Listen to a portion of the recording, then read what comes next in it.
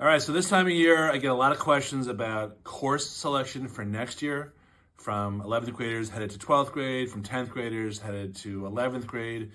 And the question is usually, should I take the extra AP class or not? How important are APs versus honors classes versus all the other types of courses that you can take in high school when it comes to your chances of getting accepted to a top college? My name's Andy Lockwood. This is another video from Lockwood College Prep.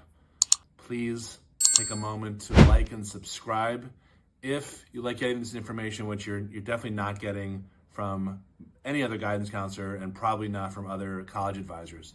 So here's the deal. When someone asked me, and this happened yesterday and earlier this week too, here's my schedule, what do you think? Should I drop Spanish? Should I take AP physics or honors physics? My question is always the same because it's not a uniform answer. My answer is, well, which colleges are you gunning for? What types of schools do you want to be competitive at?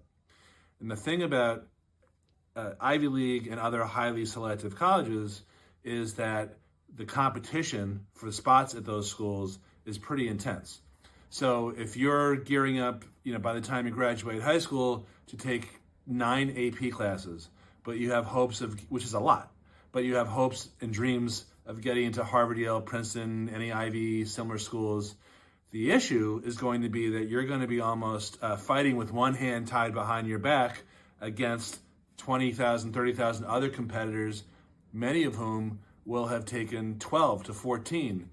We've had clients in our practice over the years who have taken 17 or 18 AP classes by the time they graduate high school.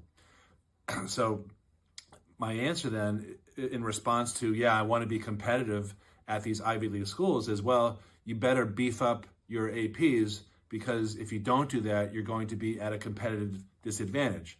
Now, what guidance counselors will tell you most of the time is, don't worry about it. Don't take the extra AP. High school's really hard. You don't need to, stress out or have anxiety because you can't get all your work done.